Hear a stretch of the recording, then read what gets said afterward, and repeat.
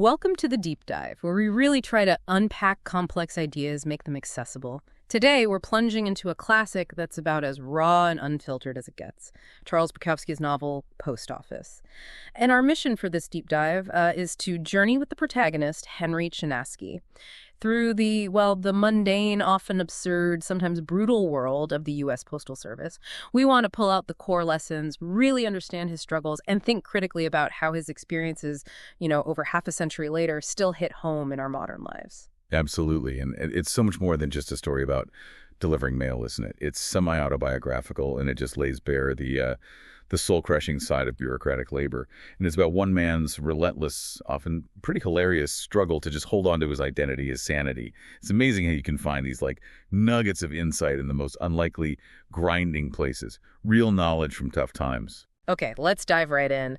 Chinaski's journey. It starts almost by accident, doesn't it? He stumbles into this Christmas temp job at the post office, and he actually thinks it's surprisingly soft. What a job, I thought. Soft. They only gave you a block or two. You just took your time and shoved those Xmas cards in the slots. Yeah, that initial impression is key. And he even boasts about an immediate perk. Getting laid? Declares, this is the job for me. Oh, yes, yes, yes. What a start. It really is. And that initial ease, that, instant gratification, it sets such a deceptive tone. Deceptive how? Well, it draws him in, makes him think, okay, I can handle this.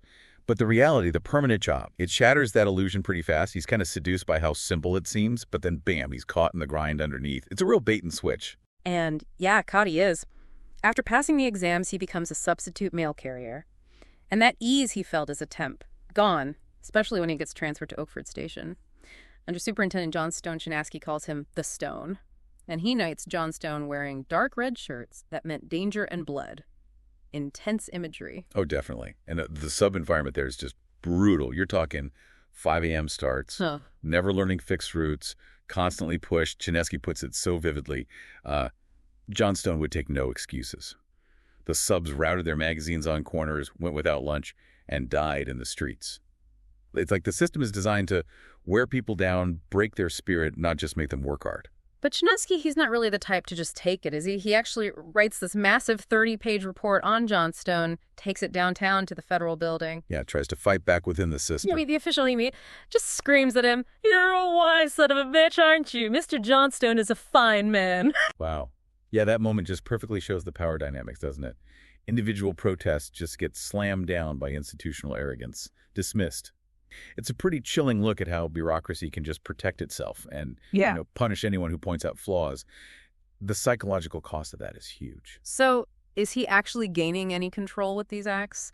Or just making things worse for himself? That's the million-dollar question, isn't it? Yeah. I mean, on the surface, maybe it looks self-destructive, but for Chinaski, I think it's less about controlling the situation and more about just asserting he exists, refusing to be completely invisible, completely crushed, even if it means facing more heat. It's like a psychological survival tactic, trying to keep a shred of dignity. He does find a brief way out, though. A fellow sub, Bobby Hansen, tells him about a special delivery sub role, temporary freedom. And Chinaski loves it. All you did was sit with a handful of letters. There was time to sit around in coffee shops, read newspapers, feel decent. He even says, whenever I wanted a day off, I took one. Sounds nice. It's a taste of autonomy, yeah. Yeah. But, predictably, it's short-lived. John Stone yanks him back to Oakford. Back on the cross again, as Chinaski puts it. It just shows how hard it is to really escape these kinds of rigid systems. That illusion of freedom, poof, gone when the bureaucracy flexes its muscle. And then his daily routes become this just relentless challenge. Everything from, annoying stuff like unreadable mailboxes, people constantly asking, "Got mail for me?"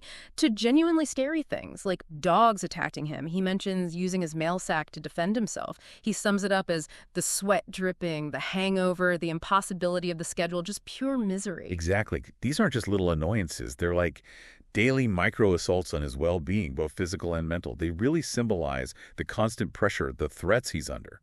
And it's interesting how those outside pressures sort of mirror his own internal fight to just stay afloat. The environment is just chipping away at him. And speaking of his defiance, we have to talk about that church incident. It's memorable and pretty shocking. He's delivering mail, ends up in a church, turns on all the lights to find a mailbox, then has a swig of wine, and takes a shit in the dark in the bathroom. He even imagines the headlines. Mailman caught drinking the blood of God and taking a shower naked in Roman Catholic Church? I mean, what's going on there? It's pure Chinaski, isn't it? That dark humor, that very deliberate act of transgression. It's not just random rebellion, it's a coping mechanism, I think. A way to assert some kind of control, some individuality in a job that tries to erase it. It's like a middle finger to the whole system saying, you control my time, my body, but not my mind, not entirely. It's this internal war fought through these bizarre, almost poetic acts. Then there's the day he's caught in pouring rain, impossible route.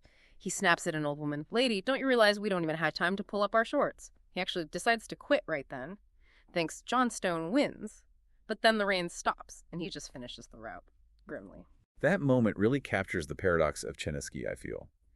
Even when he hits rock bottom, utter despair, seemingly broken, there's this stubbornness, this almost perverse resilience.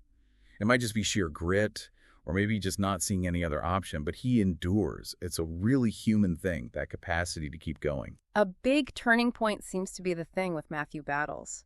He's supposed to be Johnstone's perfect, super clean carrier. Right, the model employee. And then he gets caught stealing money from mail meant for some temple, exposes this huge hypocrisy. Oh, absolutely. That incident just blows up the whole idea of the fine tradition of faithful service they preach in the postal manual. It shows that under that shiny surface of rules and conduct, real integrity can be pretty rare. And corruption. It can pop up where you least expect it. Makes you question the whole system's moral foundation. Maybe the most heartbreaking part, though, involves Gigi, the old, quiet carrier. His sense-deadened body was finally revolting under the pressure.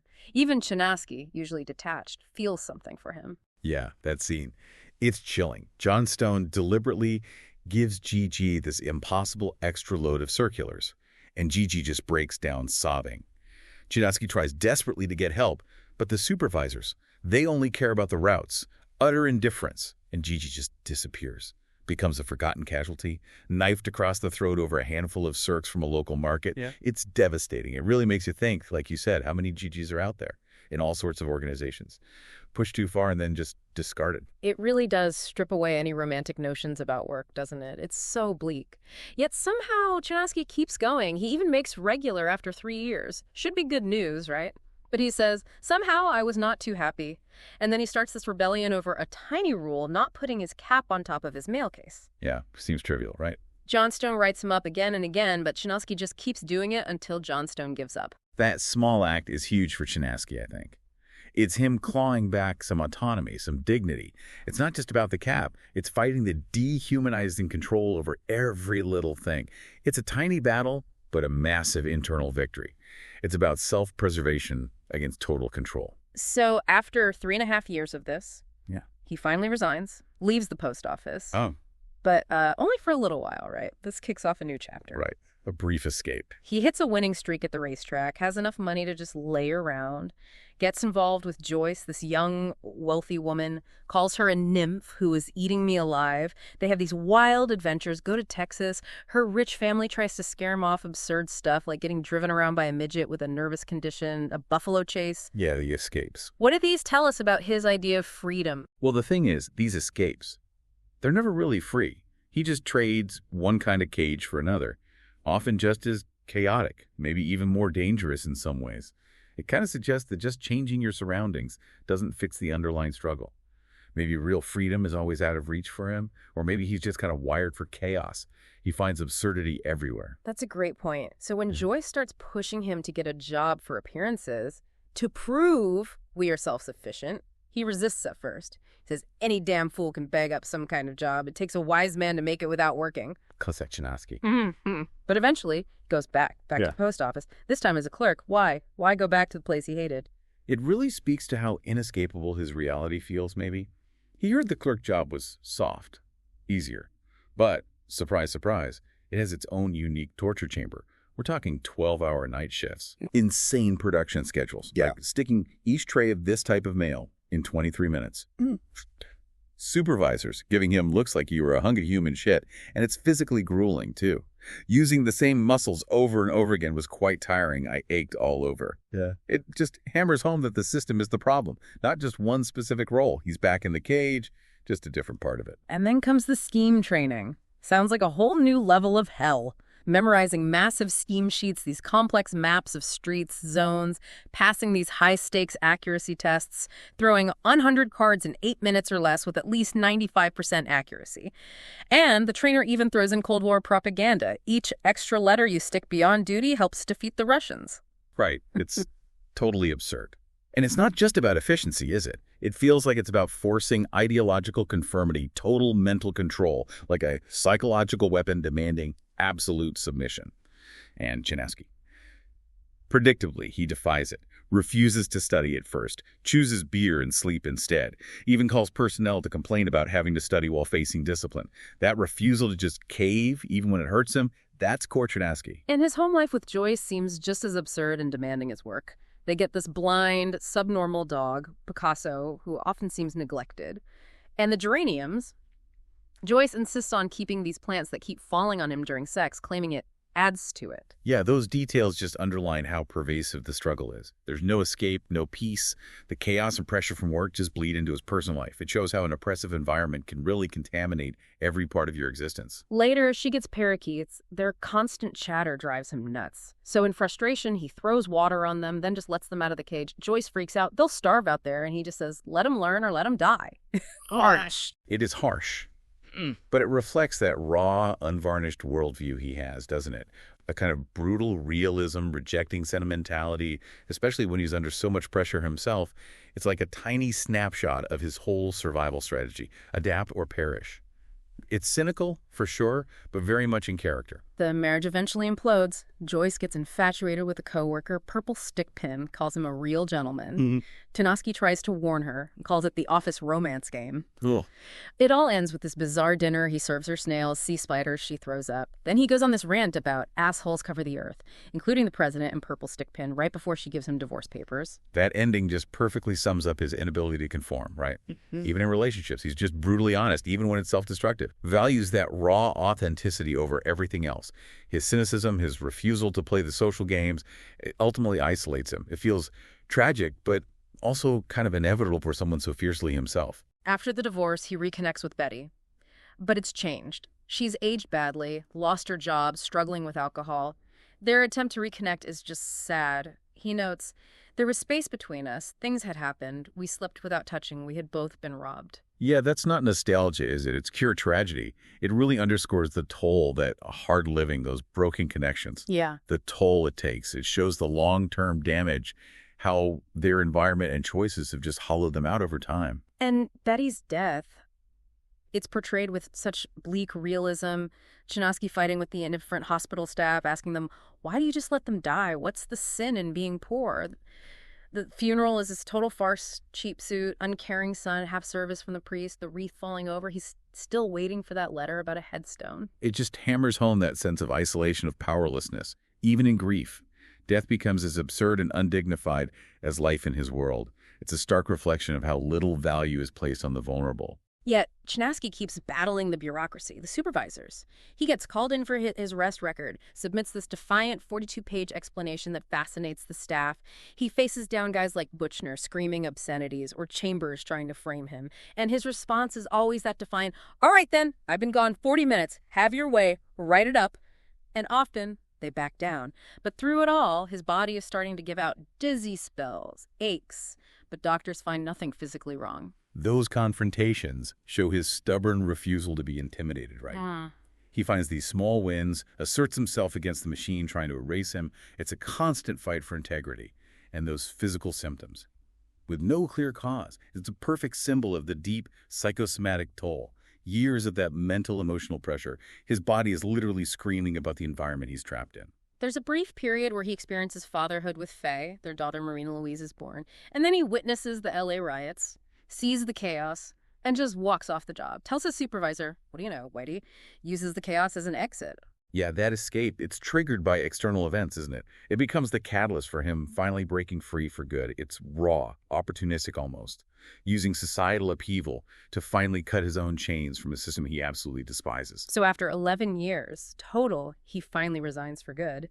And his reason for leaving, he tells them he's going to become a muskrat, nutria, and mink trapper down in Bayou Lafourche. This wild, romanticized escape plan. It's fascinating, isn't it? That almost childlike fantasy of just completely checking out, rejecting the whole industrial bureaucratic nightmare for something wild, untamed. It's like one last imaginative act of defiance against this crushing reality. Shows he still has that capacity to dream of something totally different, even if it's utterly impractical. But after resigning, he doesn't find peace immediately. He goes through what he calls the bends, a really profound dive into alcoholism, self-destruction, symbolized by keeping a human heart in a jar labeled Francis Crochan, pushes himself right to the edge, even thinks about suicide with a butcher knife. That period, the bends, it feels like a crucial, maybe necessary decompression. Yeah. All those years of suppressed rage, frustration, it had to go somewhere. And remember that pre-med student who checks him out says his backbone is out of place in 14 areas, breeding tension, imbecility, and often madness. It's such a perfect metaphor for his whole life, the physical result of all that trauma. It's like a violent purging. But somehow, out of that absolute rock bottom, something new emerges. He finally concludes, maybe I'll write a novel, I thought. And then I did. And that's the ultimate deep dive for Chinaski himself, isn't it? He takes all that degrading, soul-crushing experience and transforms it into art. It's just this powerful testament to how narrative self-expression can be transformative. Shows that even the absolute worst experiences can become the fuel for profound self-discovery. That hard-won knowledge finally finds its application. Wow, what an incredible, really gritty journey with Henry Chinaski. From that false promise of an easy temp job to the absolute soul-crushing reality of the Postal Service. His story is just this defiant scream against the absurdity of so much modern work. Yeah, it's definitely not just about a post office job. It's such a raw, unflinching look at resilience, the search for meaning when everything feels mundane. And how even when systems try to dehumanize you, the human spirit, flawed as it is, keeps fighting for authenticity, for a sense of self. So thinking about all this, what does it mean for you, listening right now, as you reflect on Chinaski's deep dive into the post office? Maybe consider, what are the johnstones or the schemes in your own life, the things that really challenge your spirit? How do you manage to hold on to your sense of self when you're facing those kinds of overwhelming pressures? And maybe the most provocative thought to leave you with. What seemingly mundane, maybe even soul-crushing experience are you going through right now?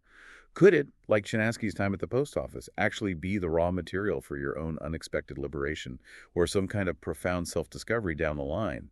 What story is waiting inside your own deep dive? Lots to think about. Thank you for joining us on this deep dive. Until next time, keep digging.